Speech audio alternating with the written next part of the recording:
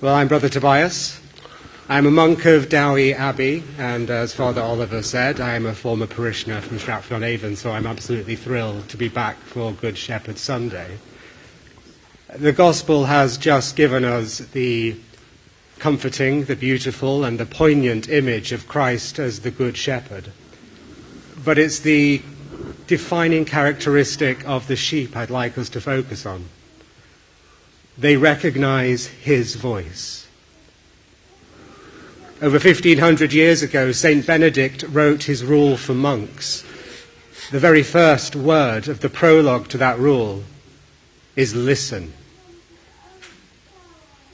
It is listening to and for the voice of the Lord that encapsulates the daily activities of the monk every day, whether we're in the oratory at prayer, or in the kitchen at work, in the greenhouse, or whether I'm in Latin class with Sister Tamsin. I am constantly listening for and hopefully to his voice. And it was in this parish that I first began to really listen, that I began to obey that voice. So I've been very excited to come back. And as Father Oliver has invited me back for Vocations Sunday, and he's asked me to speak specifically about the priestly and monastic vocations. A vocation, whether to the priesthood or the monastery or to married life, is not a job, it's not a career, it's not even a life plan. It is the slow, challenging, yet ultimately joy-filled process of tuning our ear to the Good Shepherd.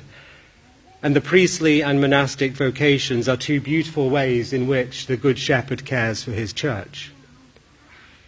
The priest is called to be the active hands of the shepherd. He is called out into the world, into the complex life of parish. He is with us to feed us with the Eucharist. He is with us to heal us with the sacrament of reconciliation. He's at our bedsides in the hospitals. He's with us at our marriages, at the funerals, at the schools.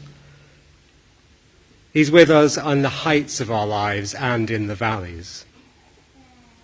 A monk, however, is called to the quiet search for God in the stability of monastic life. Our vow of stability is a radical witness in this highly anxious and mobile modern society. We stay in one place, and if the priest is the active hands of the church, the monastery is the lungs of the church. We keep the rhythm of continuous prayer of the universal church in the divine office, praying for the parishes, for the priests, and for those who have no one to pray for them. But here in this parish, you have an example of a living bridge between these two realities. Father Oliver, like me, is a monk of the English Benedictine congregation, which has a very long history of serving the faithful out here in the world, with a priesthood deeply rooted in the monastery and in the vows we take of stability, obedience, and conversion of life. Dowie Abbey are privileged to send one of our own to be the shepherd of this parish. And we are going to need your help in raising up the next generation of shepherds. You see, the truth is, vocations don't happen in isolation. Yes, God makes his call in his still, quiet voice, gently urging the individual to where he or she needs to be. But it's the whole church working together that will help that individual discern what that call is and then continue to support them through formation. And they come from here, like I did, like our abbot did, from this parish, from your homes, from your dining tables, from the pub on a Saturday night occasionally. They come from your lives. It's not just the duty of the faithful to pray for vocations, though that is a very effective thing to do. and a very excellent practice to maintain, as the Archbishop has reminded us in his message this week. But if we want priests to serve our parishes and religious to pray for our world, we have to cultivate a greenhouse for them. We have to tend the soil in which that seed has been planted, and then we have to nurture the tender shoots of that new vocation.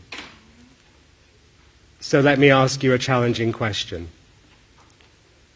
If it were your son, if it were your brother, if it were your nephew, if it were your friend, who came to you today and said, I think God is calling me to be a priest, or I think God is calling me to be a monk. Or if it was your daughter, or your sister, or your niece, your friend, who came to you and said, I think God is calling me to be a nun, or I think God is calling me to be a religious sister, what would your reaction be? Would you be overjoyed, or would you be worried? Would you see it as a beautiful calling, or as a lonely, wasted life? All of this is valid, by the way. You're allowed these reactions. It comes from a place of love. You're willing the good of the other. But I can tell you that a life given to God is never a wasted life. It will pay back and yield 100-fold over and over again. Many who eventually enter the seminary or the monastery or the convent report that it was a parent or maybe an older parishioner tapping them on the shoulder and saying, have you thought about becoming a priest? Have you thought about becoming a nun? I think you'd make a good one. Don't underestimate the power of that tap on the shoulder. You may not have received God's calling to the sacred priesthood or consecrated life yourself, but you are called to be the voice of the Good Shepherd for somebody else. There was a prominent YouTuber, a young Catholic apologist, who last year made a relatively long video bemoaning the fact that every single time he went to church, people kept asking him if he'd considered a vocation. He entered the seminary this year. It works. Give it a try. My brother Aidan and I are both in studies for the priesthood, and we are extremely grateful for your material help. Studies are intense, they are long, and they are costly. With the courses, the materials, the placements, the travel, the accommodation, to train a priest in this country today costs up to £250,000 each, start to finish. And we rely completely on your generosity for it. So from both my brother Aidan and I, thank you very much. For that end, and because it's Vocation Sunday, there will be a second collection after Mass, and we are happy to share this one with our brother seminarians in the diocese. Now, I'd like to speak to those who think God might be calling them. I know that it's unnerving. It feels otherworldly because it is otherworldly. So I'm going to tell you something that I wish I had been told. This world is very noisy, and it will offer 1,000 different pathways to success and wealth and comfort, and many of which you can achieve. I certainly did. But if God is calling you, nothing that this world will offer you can satisfy the deepest desire of your heart. And the chances are that if you think God is calling you, he very likely is.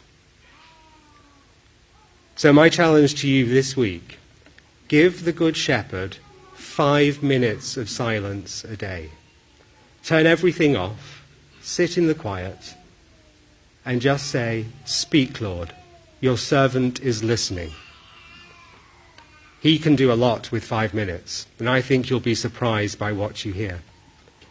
Then you can start to discern the next steps.